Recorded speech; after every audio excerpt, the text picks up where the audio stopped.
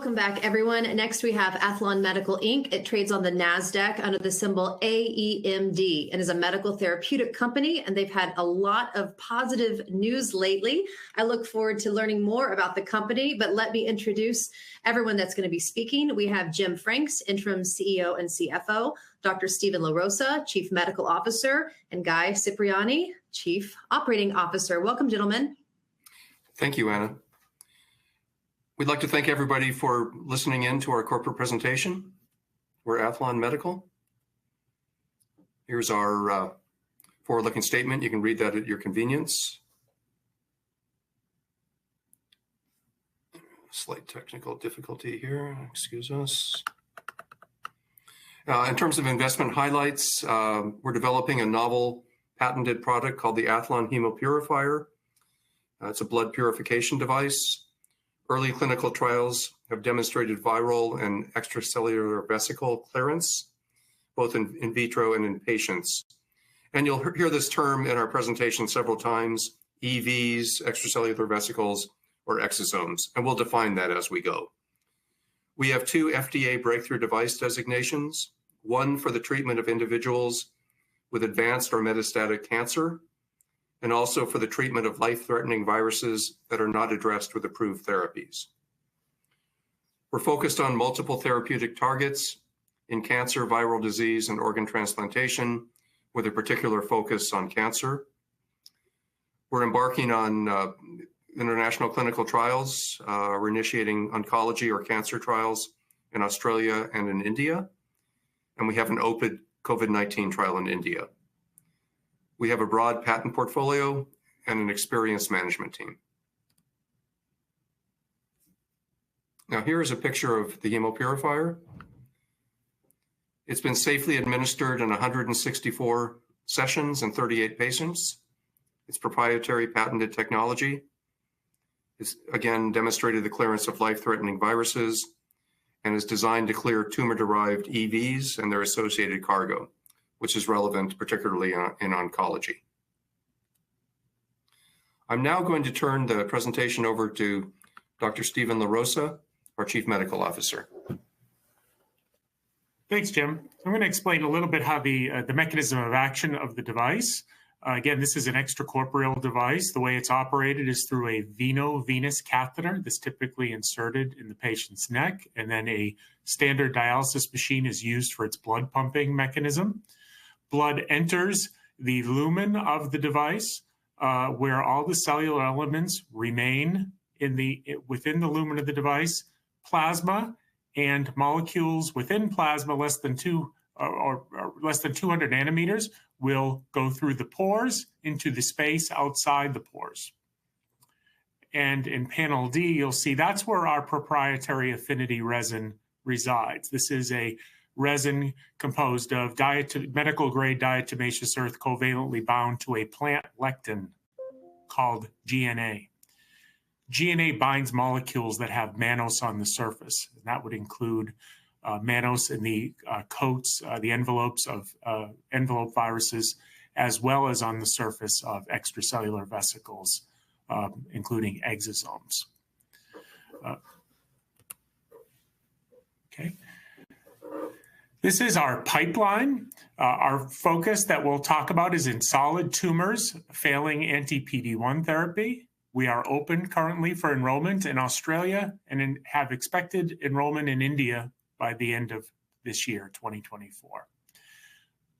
In virology, we've done previous clinical trials in hepatitis C and HIV. These were done before the advent of effective agents for those infections.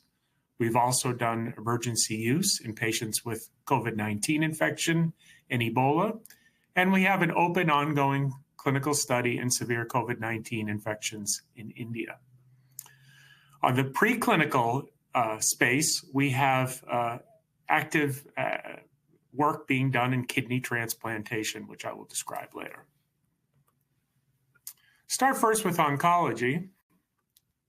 And to orient you to extracellular vesicles. So extracellular vesicles are small nanoparticles that are released by all cells, in particular tumor cells, that have a lipid bilayer And the important thing is they contain cargo, including lipids, microRNAs, nucleic acids that are involved in cell-to-cell communication. Why that's important in malignancy is that these messenger molecules within the cargo contribute to the spread of cancers called metastasis and the development of the new blood vessels that feed those tumors called angiogenesis. They also participate in resistance to chemotherapy agents, causing them to be actively pumped out of tumor cells.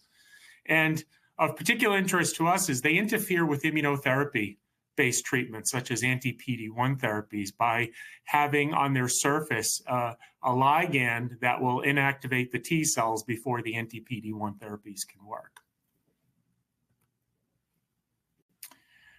We've demonstrated in vitro removal of cancer-derived EVs by our Hemopurifier in a few settings. Our initial experiments were done with taking multiple tumor types, specimens from patients, isolating the exosomes, placing them in a buffer solution, and running them over our Hemopurifier. In this initial setting, 92 to 99% of EVs were removed by a miniature version of our Hemopurifier, and that was regardless of tumor type. We then followed this up with a subsequent experiment where we were able to demonstrate direct removal from plasma of EVs by our miniature version of our Hemopurifier. We also have in vivo data. This data that I'm displaying here was from a patient who didn't have malignancy but had severe COVID-19 infection. But what we were able to do under informed consent was to get samples on this patient pre and post Hemopurifier over the course of 8 treatments over the course of 10 days. And what's displayed here in the orange dotted line is the concentration of EVs, exosomes, over the course of those 8 treatments. And you can see the downward trajectory of the extracellular vesicles over that time, indicating removal by the Hemopurifier. Then in the blue bars, we were able to show microRNAs, so the cargo that I mentioned that's involved in pathology, in this case in COVID, severe clotting and lung injury. We're able to show that microRNA cargo within EVs also decreased over time. So both in vitro and in vivo data that support our clinical trials that I'll describe. So we have now, both within India and in Australia, similarly designed trials planned that are safety, feasibility, and the device equivalent of dose finding in patients who have stable or progressive disease despite a 2-month run-in period of anti-PD-1 antibodies. And in this setting, the 2 agents, the patients will be on are Keytruda and Opdivo. Again, these trials will take place in India and Australia. Incorporated into the study design are exploratory analyses of the kinetics of exosome removal by the device, as well as the effects of exosome removal on T cell activity in Hemopurifier-treated patients. These exploratory analyses will help inform the design of a subsequent efficacy trial.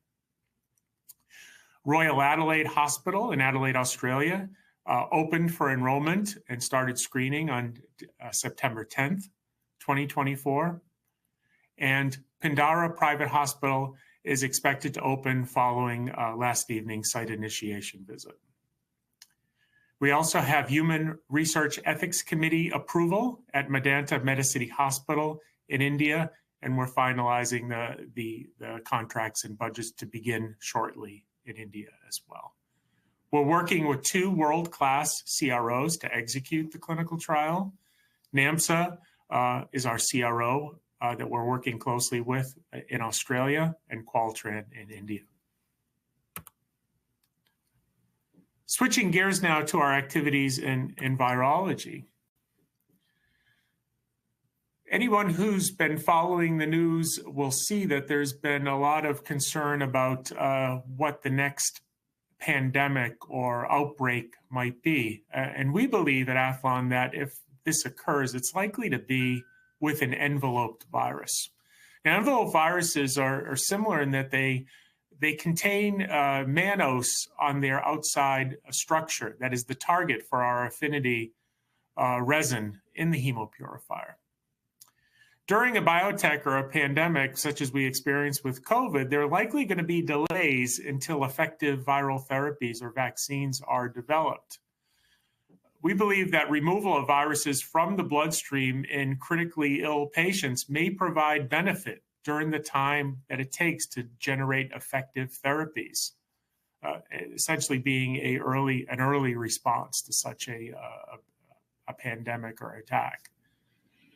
We have extensive in vitro and in vivo data with our Hemopurifier on removal of envelope viruses, and this will include Ebola, H5N1, commonly known as bird flu, H1N1, and the agent of COVID, SARS-CoV-2. This is a busy table, but it displays the number of viruses that we have looked at in vitro for removal by our Hemopurifier. And I'll just point out a few that are generally of concern. We have data on removing Ebola virus. We also have removal of dengue, which is now we're seeing cases of domestically acquired dengue in the US. The data that I mentioned in H5N1, bird flu, you've probably been following that in the news as well. This is data that we published in PLOS ONE in 2022, where we looked at 7 different variants of the COVID virus and did an in vitro experiment where we passed these viruses over the affinity resin in our device. And what we were able to demonstrate, as depicted in the table, is removal of all the different variants. Again, we think with envelope viruses, they all share this mannose coating. So we feel confident, although we would have to do testing, that a future virus, unknown virus, envelope virus would also have similar binding.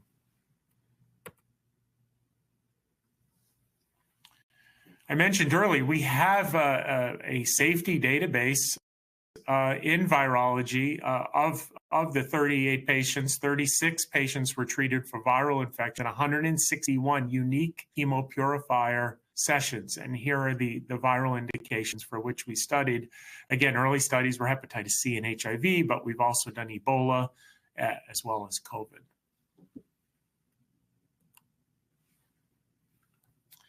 This is data that we published in Frontiers of Medicine, where this was a patient with multi-organ system failure from documented COVID infection who underwent a 6-hour, 15-minute Hemopurifier session. Tolerated the procedure well. Unfortunately, subsequently went on to die from multi-organ failure. But in this patient, we were able to show a 58% reduction in their SARS-CoV-2 plasma viral load during the course of the treatment.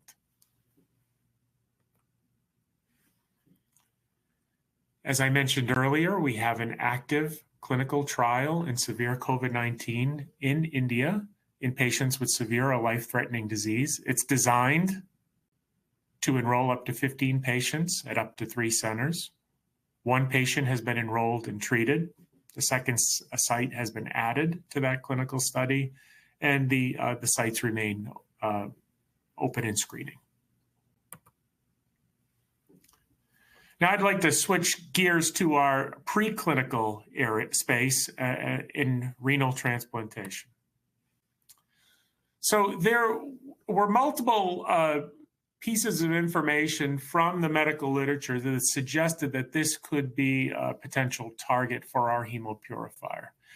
Renal transplantation, as you know, is the gold standard for patients with end-stage renal disease, giving them the highest quality of life. However, there's a significant shortage of available kidneys, and even the kidneys that are recovered, 25% are discarded for a variety of reasons.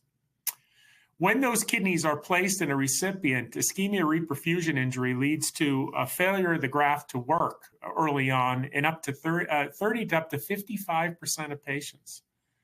There have been attempts to improve on these rates with the use of machine perfusion circuits. So this is after the kidney's recovered, it's put on a perfusion machine in hopes of maintaining viability, and that has shown to improve outcomes. However, what has been noted is that extracellular vesicles and microRNAs that are implicated in delayed graft function and allograft rejection are released during the course of that machine perfusion process. Hence, that's a therapeutic target for the Hemopurifier. So what we hypothesize is if we can remove extracellular vesicles and their noxious microRNAs during the course of that machine perfusion, you might be able to improve on outcomes. So with that in mind, we embarked on a proof of concept study where we obtained perfusates on discarded kidneys following machine perfusion. And that's how we did this is depicted on the left-hand side of the screen. We got 250 milliliters of perfusate after the kidney had gone over the had been on machine perfusion, and we passed this over our Hemopurifier, and we took time points during that process, both for samples, both for EV levels, EVs that had double-stranded DNA, as well as microRNAs.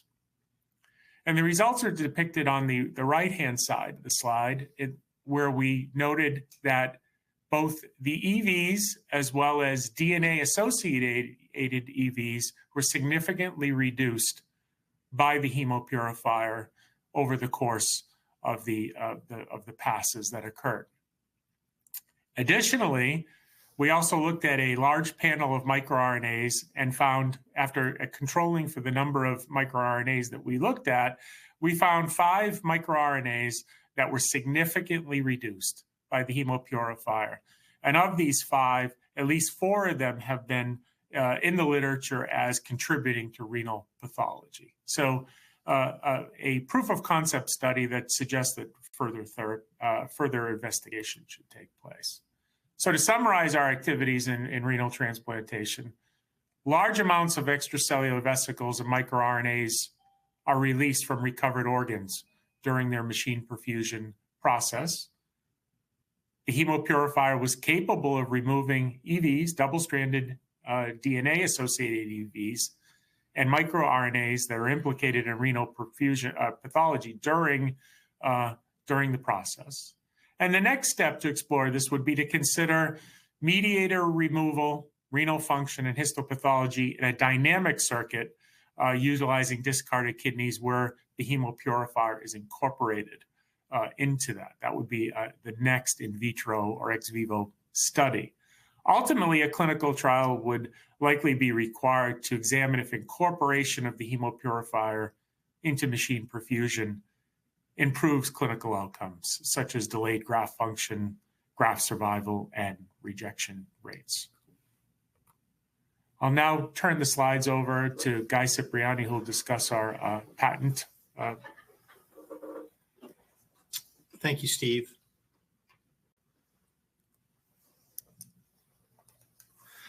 So we have a broad patent portfolio that has issued patents both in the US and internationally, as well as ongoing patents being prosecuted both in the US and internationally. For many of these patents that are issued, some of them expire as early as 2025. And if some of the patents which we're currently prosecuting become issued, we would have protection as long as 2044. So we feel we have a broad portfolio here to provide coverage for this technology. And I'll hand this back over to Jim Frakes. Thank you, Guy. So we feel our senior management team has extensive experience, both with medical devices and therapeutics. I have 30 years public company chief financial officer experience. Before that, investment banking and venture capital. Guy Cipriani, who just spoke, has 20 years transactional and operational experience with public and private biotech and device companies. And Dr. LaRosa has 26 years of industry-sponsored clinical research experience in infectious diseases, critical care, oncology, inflammation, and extracorporeal devices. Here's a brief snapshot of some key financial highlights. Our last reported quarterly filing was for June, and at June 30, we had approximately $9.1 million in cash. We have no debt on our balance sheet, either straight debt or convertibles. We have approximately 13.9 million shares outstanding as of last week. Our market capitalization also as of last week was approximately $5.4 million. And as mentioned earlier, we trade on the NASDAQ under the ticker AEMD. And that concludes our presentation. Anna, we're ready for any questions that you may have. Great, gentlemen. Thank you so much. Yes, so talk about other companies out there. Any other companies developing a similar medical device like this? Steve, do you want to cover that, particularly the ones that are publicly traded? Yeah. There are a number of devices that are in the extracorporeal space. They tend to be in critical care and in sepsis. There's the Tori Mixon filter that's being looked at in septic shock. There's the Cytosorb filter by Cytosorbents that's really focused on inflammatory cytokines in a variety of acute settings.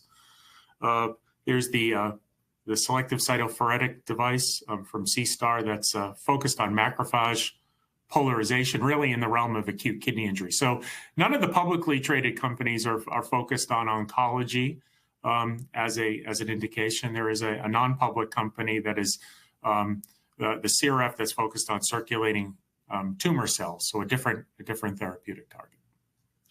And talk a little bit about the advantages of conducting the trials in Australia and India. Sure. I'll take India first, Anna. We've worked with a particular group of eminent nephrologists in India. They've actually done most of the Hemopurifier treatments that Steve mentioned. Probably 120 of the treatments were conducted by this particular team. They're currently at the Medanta Medicity Hospital in Delhi, which is a world-class hospital. And that is where our active COVID trial is. And we're very pleased to announce, I think 2 days ago, that their oncology department was willing to take on our planned oncology study, and we just received ethics committee approval there. So we're very excited. They're really the world's experts in applying our technology. So we're really excited about that project. Australia, there are a couple of sound reasons, I believe. They have, first of all, world-class medicine. Their data is generally accepted by our FDA here in the US. They have a very intriguing R&D tax credit. Right now, 43 cents on the dollar is returned if the dollar is spent on life science activities in Australia. You get back 43 cents and not a tax refund, actual cash. So that dramatically reduces the cost of a clinical trial there. Many medical devices over the years have started in Australia. So there's a great track record. And in particular, Royal Adelaide Hospital has done a number of extracorporeal clinical trials. I'll let Steve talk about the principal investigators at the hospitals that we've signed up in Australia, Royal Adelaide and Queensland. So thanks, Jim. So Professor Michael Brown, who runs the cancer clinical trial units at Royal Adelaide, as Jim mentioned, has been at the forefront of a number of clinical trials, and their center is highly experienced in this setting. We initiated our Pindara Hospital, Gold Coast in Queensland last evening. Professor Marco Matos was actually the highest enroller in an interventional device trial in interventional oncology. And so he has a lot of experience as being, if you will, a new adopter or a enroller in a new type of therapy. And so it was an enthusiastic response from them because they're really on the cutting edge. And then University of Sydney, Professor Stephen Clark, we hope to bring them on. They'll come on after these first two hospitals. He has an extensive background in clinical trials in the immunotherapy space. And in India, again, we're really happy that they're participating in this study because they really are the expert users of the Hemopurifier. They've done more Hemopurifier treatments in the clinical research setting than anyone in the world. Medanta Medicity has a world-class oncology center, so we're really excited on the India front as well. And so after this trial, what are the next steps? Well, we have a variety of scenarios, actually. We do have some interested hospitals here in the U.S., but we have limited cash. We need to focus. I'm very pleased that with the focus that I brought on when I became CEO in November, that we've already signed up these hospitals. The trials are rolling. We have momentum. We need to execute on these early stage trials. We will then explore bringing the data to the U.S. We will need to raise more capital, of course, to do that, but it is our home market. The U.S. is the biggest market. We do have a good relationship with the FDA with our breakthrough device designations. And of course, there are opportunities in Australia and India to have the market, to market the product eventually. So we have multiple scenarios. We don't think we're limited to any one or two of them. Kind of a wide-ranging answer there. Well, when do you think you might have some patient results you can share with investors? Steve, do you want to talk about the cohorts? And yeah. we can't be specific, right, of course, about timing, but just kind of a general range. So as I mentioned, it's a safety, feasibility, and dose finding study. So the primary endpoint, I should say, is really, do these patients tolerate the device? But also, as I mentioned, embedded into the design is that we're going to look at extracellular vesicles and T cell activity. And the trial is designed as cohorts, meaning the patients in the first cohort get 1 Hemopurifier treatment, in the second get 2, and in the third get 3 in a given week. And we are going to get, during the course of the trial, tranches of data that come in, not only on the safety side of things, but on the EV removal and the T cell activity. So we imagine as the trial enrolls, there's going to be sequential data readouts that we'll be able to talk about. Wonderful. Well, gentlemen, any closing remarks for our viewers today? We'd just like to thank everybody for listening in, and hopefully you'll keep Aethlon Medical on your radar screen. We hope to have further announcements as we proceed with these trials. So thank you for hosting us. Perfect. Thank you so much for joining us, and we look forward to having you back on the conference. Super. Thank you. All right, everyone, stay with us. We'll be right back.